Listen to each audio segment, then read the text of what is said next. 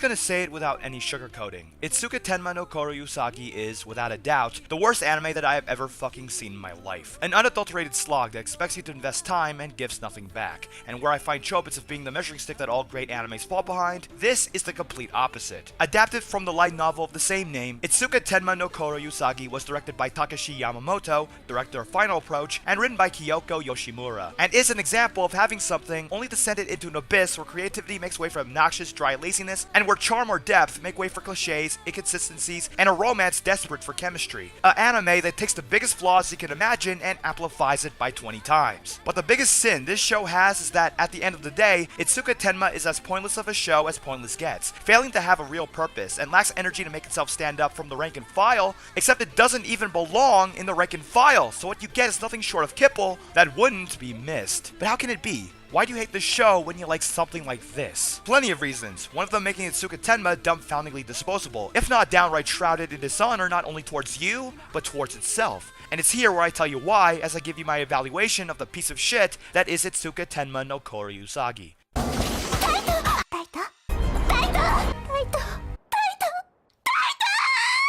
Our story begins with Taito Kurogane, an average teenage boy who knows karate and is nice and outspoken and selfless and never gives up and wants to become stronger so he can protect the ones he loves and cares for, and oh boy! This is a good start, huh guys? He has childhood friends with Ren Ryugu, a skilled cook who has a crush on Taito and is the best character in the show, mainly because she doesn't truly do anything. It's here where we also meet Gekko Kurenai, a top grade, cold stone, pissed off, talented, pretty, and athletic dude with a dark past, who's adored by all the chicks for being super cool and kawaii desu, sees himself as a genius and others as below him, and is the head of the student council, who is joined by Mirai Ando, a girl who looks like a child, acts like a child, and might as well be a child. So yeah, all seems regular in the life of Taito. Until he gets hit by a truck and realizes that he is immortal, where the memories about some girl come back to him, receiving our introduction to Saito Himiya, a vampire girl who Taito befriended at a young age, loves him for it, and loves him a lot, and gave Taito immortality powers that allow him to die 7 times after a downtime of 10 minutes before perishing permanently. It also turns out that the school he goes to has something to do with magical dimensions, with Gekko and Mirai being a part of it. What a shock! Anyway, there's Gekko's brother, who's evil and blah blah blah. Taito and Himiya join the student council, which is actually a place where magical stuff happens. Bunch of other characters show up just because shit happens, and you got me there, as the story pretty much goes to the autopilot. Only to stray off course and goes fuck all as problems start flooding in, and there is a lot of them. I just want to tell you both good luck. We're all counting on you. Describing the flawed execution of the premise is like trying to fathom how 2 plus 2 can equal 404. Confused by what I just said? Welcome to the club, because that makes up a part of the show's apparent excuse for a plot, which lacks a clear end goal, and, in turn, gives us no real reason to care about what the characters do. Now, you could go ahead and harp on Naruto for a number of things, but at least we have something that helps give the story focus. Naruto Uzumaki wants to get stronger and become Hokage, and the things that happen along the way are events that happen in his life, in relation towards his goal. There's an overarching motivation that lasts throughout his journey, and thus, lies a clear narrative line that spans from beginning to the potential end. Itsuka Tenma, on the other hand, introduces the main baddie,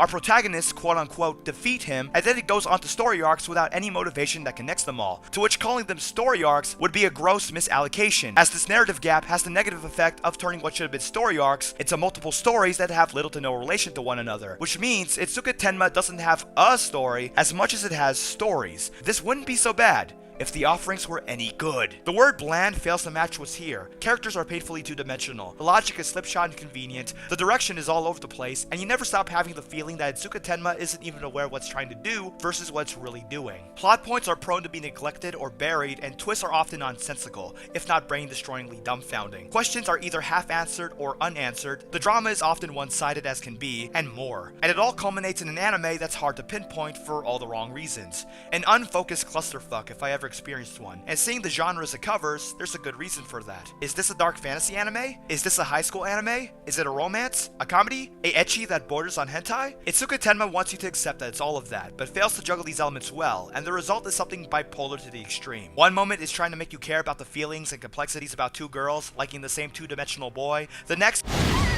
Because the narrative is so wafer thin and unfocused, as you might expect, Itsuka Tenma's main drives to have the characters do whatever's on the menu at the time, relying on the dramatic tensions, conflicts, and logic it just so happens to pull out of its ass as a way to keep you expecting a halfway interesting moment of cleverness, efficient world building, or something resembling engagement for at least another millennium. So much of this is applied to great tenacity that when you uncover all the weak action, the melodramatic tangibility of how, why, and can we get another panty shot, if you thought it couldn't get any more hackneyed, it becomes apparent that love has the power to conquer any obstacle and conflict. Yes, dear viewer, in Itsuka Tenma, the power of love always prevails and is the key to everything, which is to say that love, as a theme, has more effect on the plot than the actual plot, or plots, as I should remind myself. After all, you don't want an experience of cohesiveness and naturally cultivated development, now do you, Mr. Person with a mind for himself? Last I checked, this wasn't My Little Pony. But on top of that shit piece are looming, proverbial tumors that are the characters themselves, who range from boring to pointless on a banal plane, if you couldn't tell already. An effort was made into building them, or as much of what this anime perceives as effort, utilizing a few bits of weak backstory that's about as sensible as suggesting that people die when they are killed. But deep down,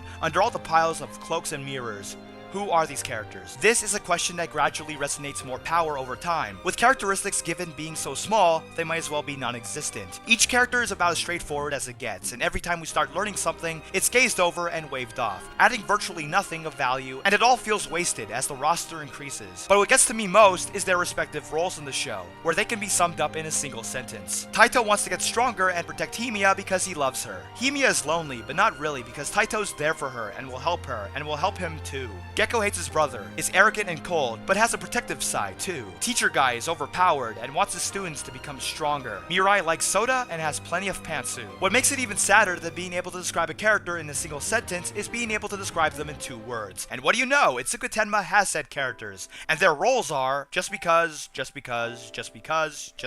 But in relation to characters, I have to mention the romance, which, you guessed it, sucks hard! How much does it suck? 姫や姫や姫や姫や姫や姫や I'm not going to dig into a whole lot, but only because it's about as predictable as it gets. Even with the forced love triangle, it's boring, dull, devoid of psychology and chemistry to the point of dehydration. The fucker is dry as fuck. Get romantic intrigue on it, stat! Seriously, what is there to say? There isn't much to do other than show clips of Taito and Himiya saying each other's names and express their love over and over and over and over again. A repetitious cycle of and continuous love professing, verbatim, which leaves nothing of analysis of any kind. All it takes is 4 words. They love each other. 4 words. Content expressed by Itsuka Tenma is as expected by the 3rd episode. Rapid-fire abortions of malformed mishmashes of gobbledygook kicked out the door as episodes. You ask for even a little, it gives you a minuscule. Have any hopes, it dashes them. Become interested for a second, you'll have your intelligence insulted. An abominable dreck that asks you for time, and in return, leaves you more broke than Rick Deckard after his goats pushed off a roof. A testament of how something that goes downhill can go down an even steeper hill before rolling off a cliff. To say this is a train wreck is to say it had promise, but instead, the train was already wrecked, but you didn't see it until you turned the corner. Not even amusing in a bad way, just insufferable and tedious. But do you know what also gets to me about this show? It's ignorance. What do I mean? I'm talking about the aspect that tries to put sprinkles on something putrid, only to backfire, as it reveals the anime's true ignorance about itself as brightly as Battlefield 3's flashlight. 姫や姫や姫や Produced by Zexcs, Itsuka Tenma's presentation is average at best. Yes, I came right out with it. The animation isn't anything special, if not mediocre at times. The voice acting works, nothing too stimulating. The soundtrack isn't anything amazing. Mostly generic, doesn't have a distinguished theme and sound. I don't mind it. If this were any other review, I would try to elaborate on these aspects, but really, I have nothing much to say about them, with the exception of the big fish, the design, which is where the biggest gripe lies, and it all ties back to the core of Itsuka Tenma as a big derp. Now, the aesthetics of Itsuka Tenma are pretty expressive and stylish, the flashy fantasy elements it goes for manifesting in visuals. It's the closest Itsuka Tenma comes to being unique in some way, presenting the world with a dark fantasy vibe that looks genuinely beyond our world, so to speak, but also vibrant with light and color when the tone shifts. It even seems to make this a priority too, if certain scenes are to make this obvious. Yes, Itsuka Tenma tries to be a style over substance affair, and I don't necessarily mind the idea of it. I can enjoy things with style in mind when it works. But Itsuka Tenma's attempt doesn't.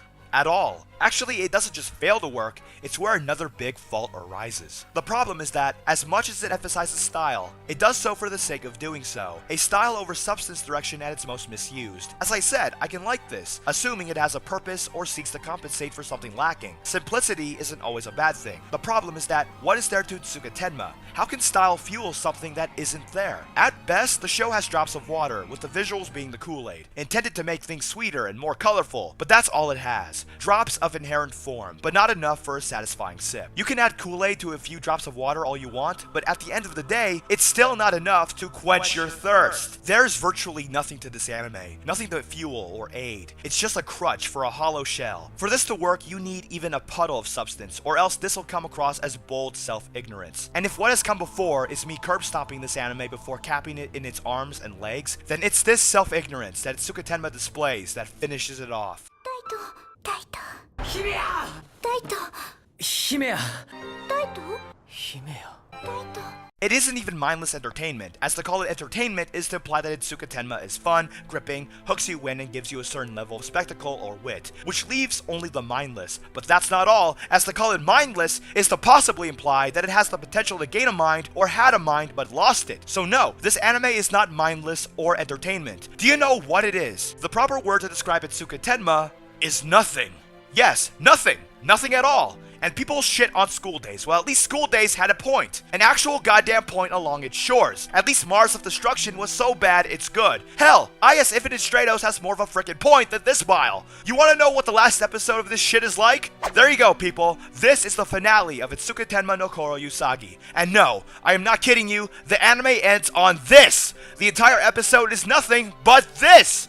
If this doesn't give you a clear idea of what this anime is like, I don't know what will. It has given me nothing at all. School days is bad? School days? I don't think so, bruh! School days is Fate Zero compared to Itsuka Tenma. Yet this gets a slap on the wrist? Not from me, cause to wrist slap it is to compliment it.